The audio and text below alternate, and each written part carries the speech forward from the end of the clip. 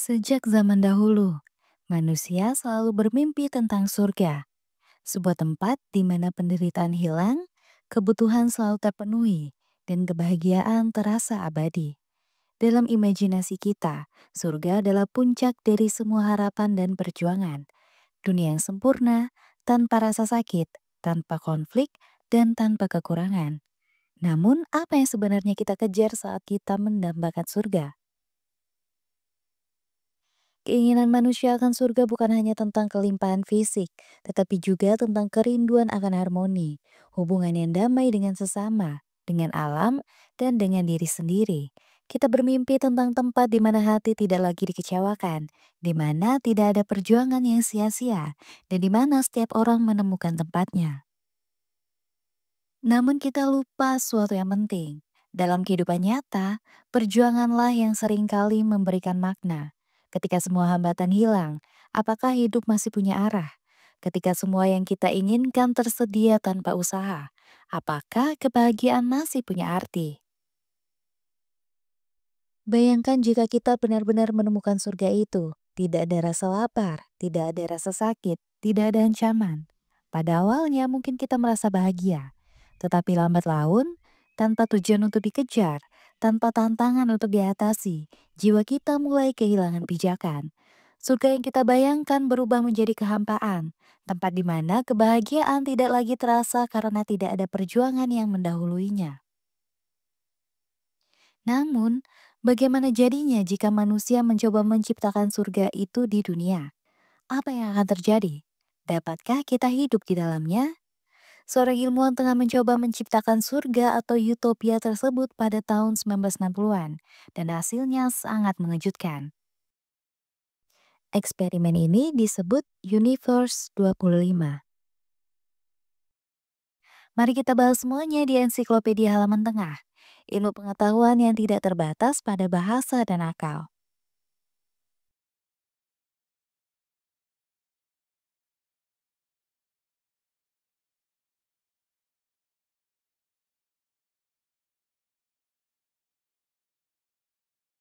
Pada akhir 1960-an, seorang ilmuwan bernama John B. Calhoun menciptakan sebuah eksperimen yang akan menjadi salah satu eksperimen paling terkenal dalam sejarah perilaku sosial.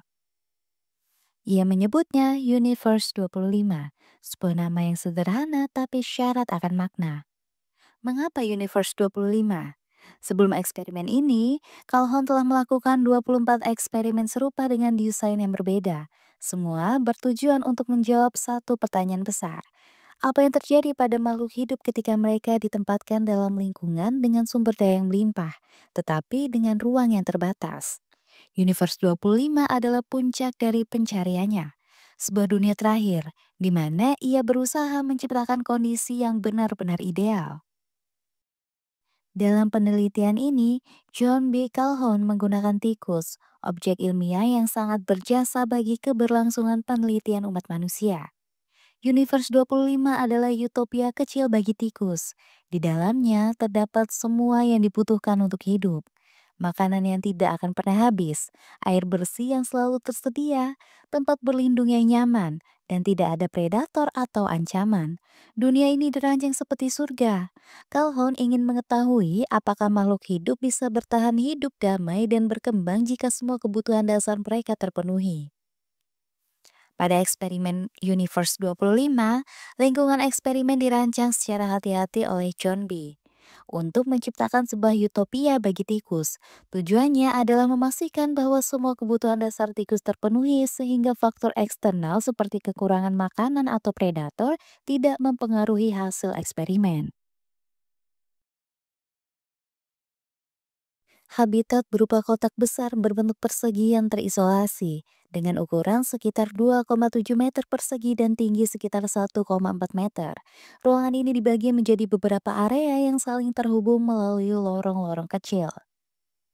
Habitat dibagi menjadi 16 kompartemen.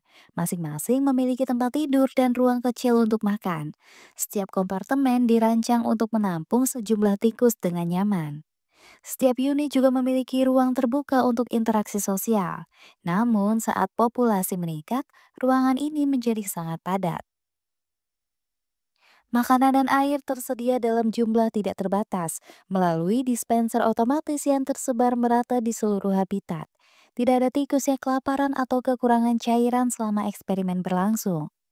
Habitat dijaga pada suhu yang ideal untuk kehidupan tikus, sekitar 20 derajat Celcius, yang merupakan suhu optimal untuk kesehatan dan reproduksi tikus.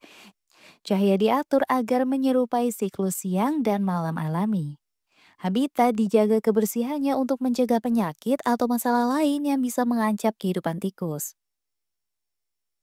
Habitat ini dirancang untuk menampung hingga 3.840 tikus berdasarkan perhitungan ruang fisik dan sumber daya yang tersedia. Namun dalam eksperimen ini, populasi maksimum yang tercapai adalah 2.200 tikus karena masalah sosial mulai muncul sebelum kapasitas penuh tercapai. Meskipun semua tikus memiliki akses ke ruang tinggal, seiring waktu beberapa area menjadi terlalu padat, sementara area lain tetap kosong. Tikus cenderung mengelompok di area tertentu, menciptakan ketidakseimbangan dalam distribusi populasi. Ruang sosial yang terbatas menyebabkan tikus harus sering berinteraksi dengan individu lain, yang meningkatkan konflik, agresi, dan perilaku menyimpang. Eksperimen diawasi dengan ketat dan Kalbon serta timnya mendokumentasikan setiap perubahan dalam perilaku tikus, seperti proses reproduksi, interaksi antar individu, serta perilaku patologis yang muncul seiring waktu. Eksperimen ini terbagi dalam beberapa fase. Yang pertama yaitu kolonisasi. Pada awal eksperimen Universe 25, kehidupan baru dimulai dengan penuh harapan. 4 pasang tikus semuanya sehat, muda, dan penuh potensi, ditempatkan ke dalam sebuah dunia yang dirancang sebagai utopia. Dunia ini adalah surga kecil bagi mereka, dengan makanan dan air yang melimpah, tempat tinggal yang nyaman, dan tanpa ancaman dari predator. Dalam keheningan ruang yang steril dan terkontrol, mereka menjadi pionir di dunia kecil ini, menjalani setiap sudut dan memetakan habitat baru mereka. Tikus-tikus ini mulai menjelajahi lorong-lorong kecil, memeriksa setiap tempat tidur dan ruang makan yang tersedia. Lingkungan baru ini tidak hanya menawarkan kenyamanan, tetapi juga kebebasan tanpa batas. Setiap individu memiliki ruangnya sendiri, tidak ada kompetisi, dan semua kebutuhan terpenuhi tanpa harus berusaha keras. Dalam kondisi ini, mereka mulai merasa aman untuk melanjutkan siklus alami kehidupan mereka. Seiring berjalannya waktu, tikus-tikus ini mulai membangun hubungan, pasangan-pasangan terbentuk, dan proses reproduksi dimulai. Betina mulai hamil dan mencari tempat untuk melahirkan. Lingkungan yang tenang memberi mereka waktu dan ruang untuk merawat anak-anaknya. Dengan penuh perhatian, anak-anak tikus lahir dengan sehat dan tumbuh dalam suasana tanpa tekanan. Fase ini juga ditandai dengan adanya harmoni. Tikus-tikus bekerja sama dengan baik dalam berbagi ruang, meskipun mereka mulai memilih wilayah tertentu yang mereka anggap nyaman sebagai rumah mereka. Tidak ada agresi, tidak ada konflik, hanya kesibukan dari populasi kecil yang mulai bertambah. Jumlah mereka bertambah perlahan namun stabil, menunjukkan tanda-tanda kehidupan komunitas yang sehat. Pada fase kolonisasi ini, segalanya tampak sempurna. Tikus-tikus itu menikmati kehidupan yang tampaknya bebas dari kekurangan atau ancaman. Setiap langkah mereka dalam menjelajahi dunia kecil ini adalah langkah pertama menuju pertumbuhan dan keberlangsungan komunitas. Namun, seperti awan yang perlahan berkumpul di langit yang cerah, dinamika sosial yang mulai terbentuk diam-diam mempersiapkan jalan menuju fase berikutnya. Fase ketika tekanan populasi mulai menampakkan wajahnya. Fase kolonisasi adalah fase tentang awal mula, sebuah babak yang penuh harapan dan potensi, tetapi juga merupakan landasan dari tantangan yang akan datang. Di bawah permukaan kesempurnaan ini, tanda-tanda konflik kecil mulai muncul, meski tidak kentara. Dan dalam surga kecil ini, benih-benih perubahan sudah mulai tumbuh. Fase kedua, percepatan pertumbuhan. Setelah periode awal kolonisasi yang damai, tikus-tikus di Universe 25 memasuki fase baru, fase percepatan pertumbuhan. Dunia yang sebelumnya sunyi kini mulai bergema dengan suara kehidupan. Populasi bertambah dengan kecepatan luar biasa, menandai momen-momen penuh vitalitas yang mengubah dinamika habitat utopia ini. Anak-anak tikus yang lahir pada fase kolonisasi telah tumbuh dewasa. Mereka seperti generasi pendahulu mereka, mulai berpasangan dan melahirkan keturunan baru. Siklus ini berulang dengan cepat, menghasilkan lonjakan populasi yang pesat. Habitat yang sebelumnya terasa luas dan kosong kini mulai dipenuhi oleh tikus-tikus muda yang penuh energi, menjadikan setiap sudut ruang terasa hidup. Makanan dan air yang melimpah memungkinkan mereka berkembang biak tanpa hambatan. Betina sibuk merawat anak-anak mereka, sementara pejantan membantu melindungi wilayah kecil yang mereka anggap sebagai rumah. Tikus-tikus ini menemukan pola hidup yang tampaknya sempurna, keseimbangan antara reproduksi, eksplorasi, dan pemenuhan kebutuhan dasar. Namun, pertumbuhan populasi yang pesat ini membawa tantangan baru. Meski sumber daya fisik tetap melimpah, ruang sosial mulai terasa sempit. Tikus-tikus harus berbagi lebih banyak dengan individu lain, dan interaksi sosial menjadi semakin sering dan intens. Di beberapa titik habitat, tikus-tikus mulai berebut wilayah yang mereka anggap strategis. Kompetisi diam-diam muncul, meskipun belum tampak dalam bentuk agresi terbuka. Beberapa tikus lebih dominan dalam menguasai ruang, sementara yang lain mulai tersingkir ke area yang kurang diinginkan. Pada awalnya, ketegangan ini kecil dan nyaris tidak terlihat. Namun dinamika kelompok mulai berubah. Tikus-tikus yang tidak mendapatkan tempat strategis menunjukkan perilaku berbeda. Beberapa mulai menarik diri dari kelompok, sementara yang lain menjadi lebih agresif. Suasana harmoni yang mendominasi fase kolonisasi perlahan tergeser oleh munculnya struktur hierarki sosial yang lebih kompleks. Dalam lorong-lorong sempit habitat itu, tikus-tikus muda yang penuh semangat bersaing untuk menemukan identitas mereka. Sebagian berhasil menonjol menjadi individu yang dominan, tetapi sebagian lainnya mulai kehilangan arah. Fase percepatan pertumbuhan ini adalah puncak dari keberhasilan reproduksi. Tikus-tikus menikmati puncak populasi mereka dengan generasi demi generasi lahir tanpa gangguan. Namun fase ini juga menjadi awal dari konflik sosial yang akan membesar di masa depan. Bagi pengamat, ini adalah periode yang memukau. Ledakan kehidupan yang mengisi dunia kecil itu dengan aktivitas tak henti-henti. Tetapi bagi tikus-tikus di dalamnya, kebadatan yang meningkat tanpa disadari sedang mempersiapkan mereka untuk menghadapi tantangan besar. Bagaimana mereka akan hidup berdampingan dalam ruang yang semakin terbatas. Fase ini adalah pengingat bahwa bahkan di dunia utopia, pertumbuhan yang tak terkendali membawa konsekuensi. Dalam kebisingan kehidupan yang sedang mekar ini, benih-benih kekacauan mulai tertanam. Fase ketiga, stabilisasi. Ketika populasi di Universe 25 mencapai puncaknya, dunia kecil itu memasuki fase stabilisasi. Pada titik ini, kehidupan tampak seperti mencapai klimaksnya. Seluruh habitat dipenuhi oleh aktivitas tikus. Ruang-ruang yang dulu kosong kini dipadati oleh tubuh-tubuh kecil yang bergerak tanpa henti. Namun di balik hiruk-pikuk yang semarak ini, sesuatu yang lebih gelap mulai menyelinap ke dalam komunitas.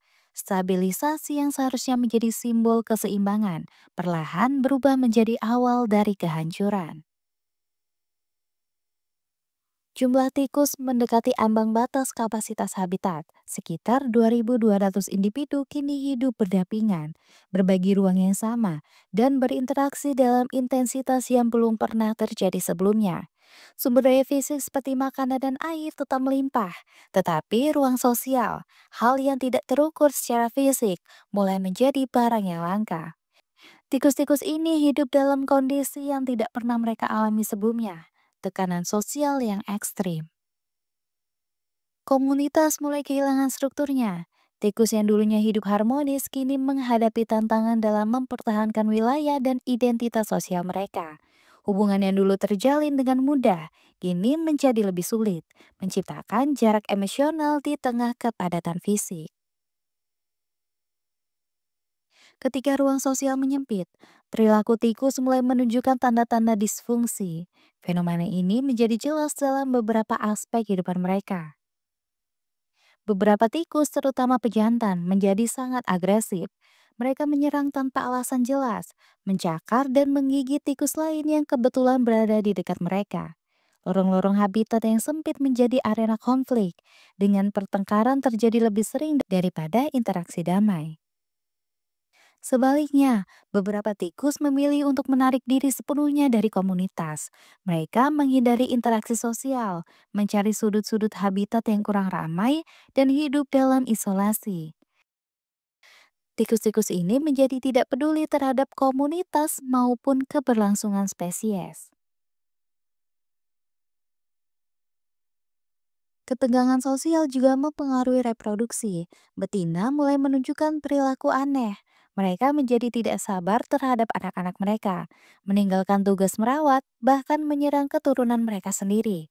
Beberapa tikus betina memilih untuk tidak melahirkan sama sekali, sebuah tanda yang mencerminkan kehancuran insting dasar mereka. Di tengah kekacauan ini, muncul kelompok tikus yang disebut The Beautiful Ones. Mereka adalah individu-individu yang menghindari konflik dan hubungan sosial sepenuhnya. Tikus-tikus ini hanya fokus pada perawatan diri, memiliki bulu yang bersih dan mengkilap, tetapi kehilangan keindahan untuk berinteraksi atau bereproduksi. Mereka adalah simbol dari generasi yang menyerah pada tekanan sosial. Dalam fase ini, komunitas mulai terfragmentasi. Tidak ada lagi solidaritas atau kerjasama seperti yang terlihat pada fase kolonisasi.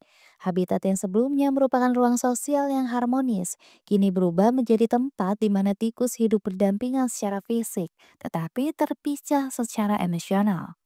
Pejantan yang dominan mengambil alih wilayah tertentu dan bertindak sebagai penguasa lokal, sementara tikus-tikus yang lemah tersingkir ke area yang kurang diinginkan. Hubungan antara betina dan pejantan memburuk, menghilangkan inti dari komunitas. Keluarga. Fase stabilisasi seharusnya menjadi masa di mana komunitas menemukan keseimbangan baru. Namun dalam Universe 25, stabilisasi hanyalah ilusi. Habitat yang penuh sesak mulai kehilangan maknanya sebagai rumah, berubah menjadi labirin tempat tikus-tikus terjebak dalam konflik dan isolasi. Kehidupan di sana tidak lagi berkembang, ia hanya bertahan. Dan dalam kesunyian yang muncul di tengah keramaian, terlihat bayangan masa depan yang suram. Kekacauan telah menjadi bagian dari kehidupan sehari-hari. Fase ini adalah momen di mana segalanya mulai runtuh perlahan, seperti roda yang kehilangan porosnya. Utopia ini kini menjadi perangkap bagi penghuninya. Fase keempat, kepunahan. Kepunahan adalah babak akhir dari eksperimen Universe 25, sebuah penutup yang suram bagi sebuah utopia yang pernah menjanjikan kehidupan sempurna. Pada titik ini, populasi tikus yang sebelumnya berkembang pesat dan mendominasi habitat mulai runtuh. Tidak lagi hanya secara jumlah, tetapi juga dalam esensi kehidupannya. Habitat yang dulu dipenuhi suara aktivitas kini berubah menjadi tempat yang sunyi dan mencekam, dihuni oleh individu-individu yang kehilangan tujuan. Ketika fase ini dimulai, populasi tikus berada dalam kondisi kritis. Meskipun sumber daya seperti makanan dan air tetap berlimpah, jumlah tikus mulai berkurang secara drastis, bukan karena penyakit atau kekurangan makanan, melainkan karena kehancuran total struktur sosial yang tidak mampu lagi mendukung kehidupan komunitas. Betina tidak lagi melahirkan, pejantan kehilangan fungsi sosialnya, dan generasi baru yang seharusnya menjadi penerus komunitas hampir tidak ada lagi. Tikus-tikus yang tersisa hanyalah bayangan dari generasi sebelumnya. Hidup dalam dunia yang seharusnya menjadi surga tetapi kini berubah menjadi penjara. The Beautiful Ones menjadi mayoritas. Tikus-tikus ini hanya fokus pada diri mereka sendiri. Mereka memisahkan diri dari kelompok, tidak mau berinteraksi, dan tidak memiliki keinginan untuk bereproduksi. Tubuh mereka terlihat sempurna, bersih, terawat, tanpa bekas luka.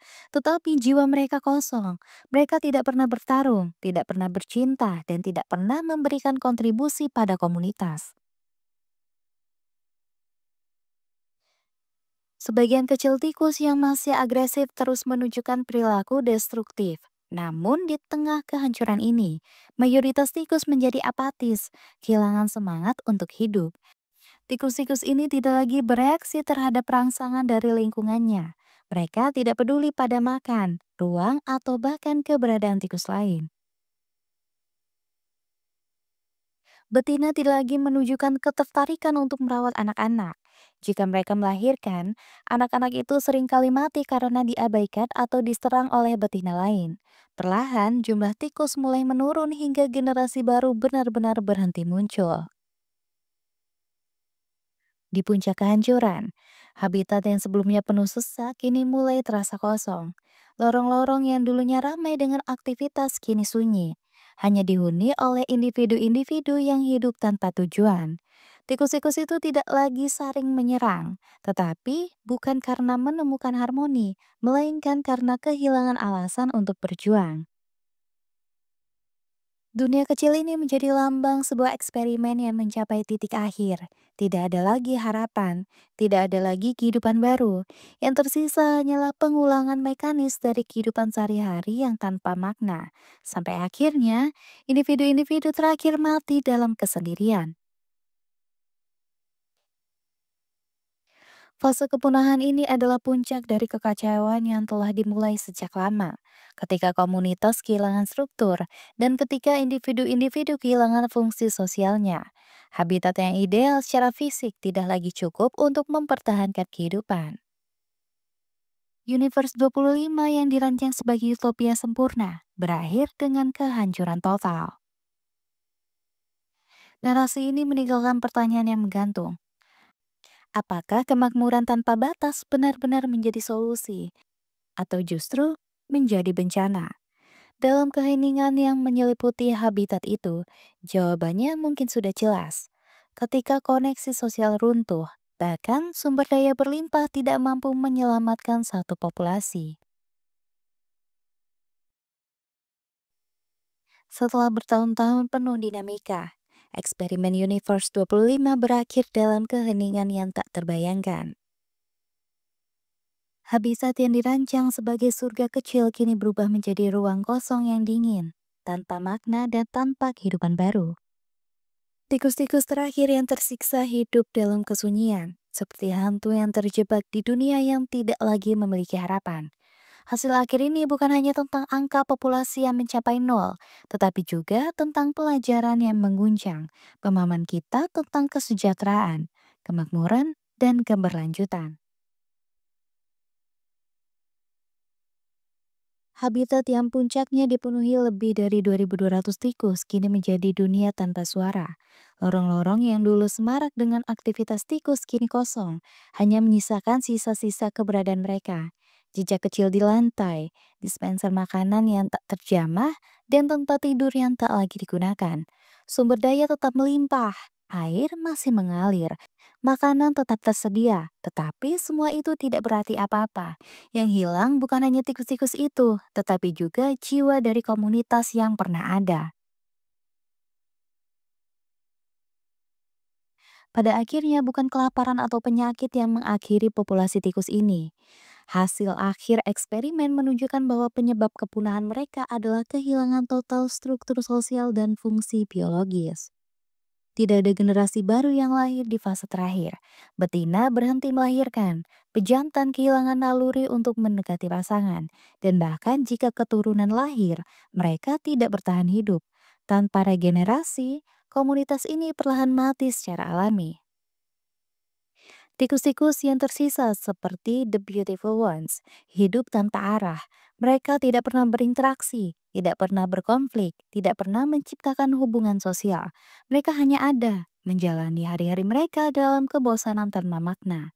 Secara fisik mereka sempurna, tetapi secara emosional dan sosial mereka adalah makhluk yang kosong. Tidak ada lagi pejantan dominan, tidak ada lagi wilayah yang diperebutkan, dan tidak ada lagi peran sosial. Komunitas ini berubah menjadi sekumpulan individu yang terpisah, tidak lagi memiliki koneksi satu sama lain.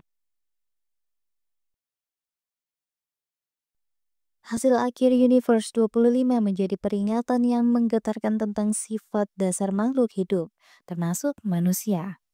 Eksperimen ini menunjukkan bahwa kemakmuran tanpa batas tidak cukup untuk menciptakan kehidupan yang berkelanjutan.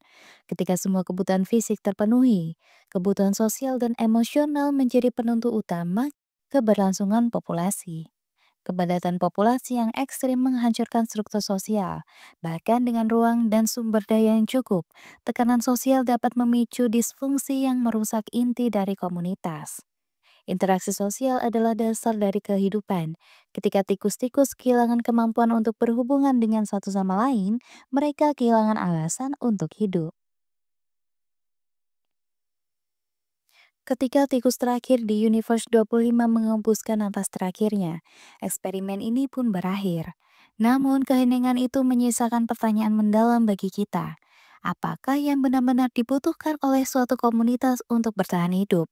Apakah manusia dengan segala kompleksitas sosialnya bisa menghadapi ancaman serupa jika kita terus mengabaikan pentingnya hubungan dan makna di tengah kemakmuran material?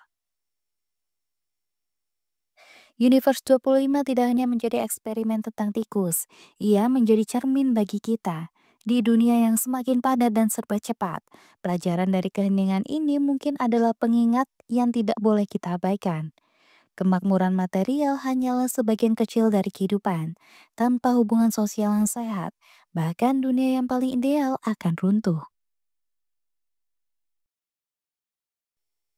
Narasi yang terjadi dalam koloni tikus itu, meski tampak sederhana, adalah refleksi yang mengejutkan dari tantangan yang dihadapi oleh manusia modern di dunia yang semakin kompleks.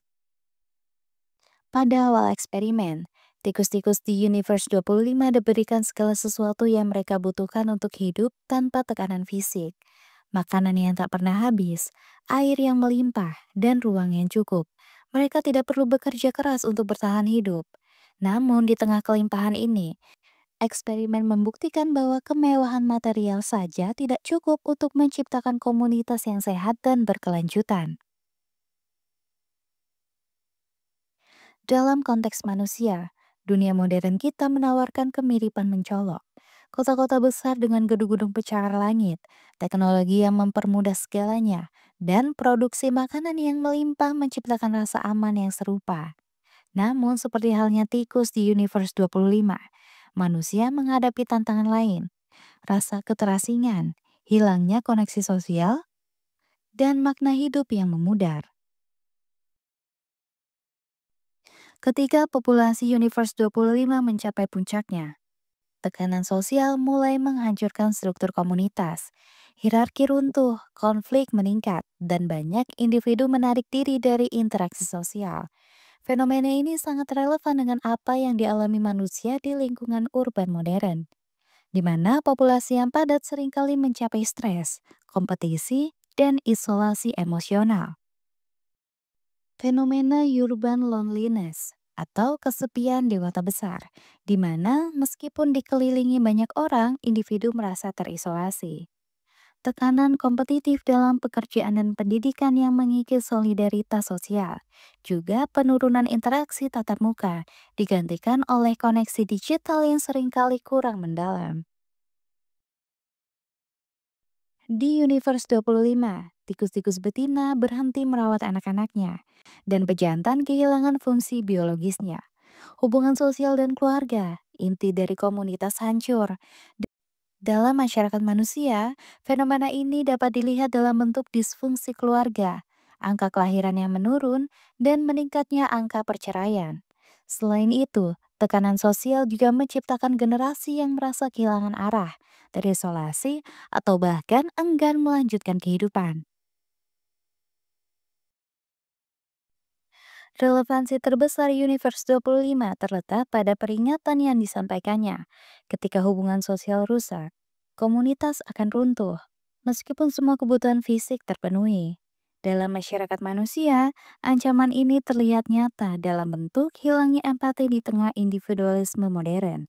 Ketika individu lebih fokus pada kesuksesan pribadi daripada kontribusi sosial, solidaritas komunitas pun berkurang. Epidemi kesepian dan gangguan kesehatan mental. Meski teknologi memungkinkan kita lebih terkoneksi daripada sebelumnya, banyak orang merasa lebih terisolasi daripada generasi sebelumnya. Ketidakpedulian terhadap regenerasi dan keberlanjutan, tingkat kelahiran yang rendah di banyak negara maju dan kurangnya minat pada tanggung jawab sosial mencerminkan pola yang mirip dengan disfungsi reproduksi di Universe 25. Namun meskipun eksperimen ini berakhir dengan kehancuran, ia juga memberi kita pelajaran berharga tentang apa yang benar-benar penting untuk keberlangsungan komunitas manusia. Tidak seperti tikus, manusia memiliki kemampuan untuk merefleksikan, belajar, dan mengubah jalannya sendiri. Eksperimen ini menunjukkan bahwa hubungan sosial adalah inti dari keberlangsungan komunitas. Manusia dapat memupuk koneksi yang lebih mendalam melalui empati, kolaborasi, dan perhatian terhadap kebutuhan emosional satu sama lain.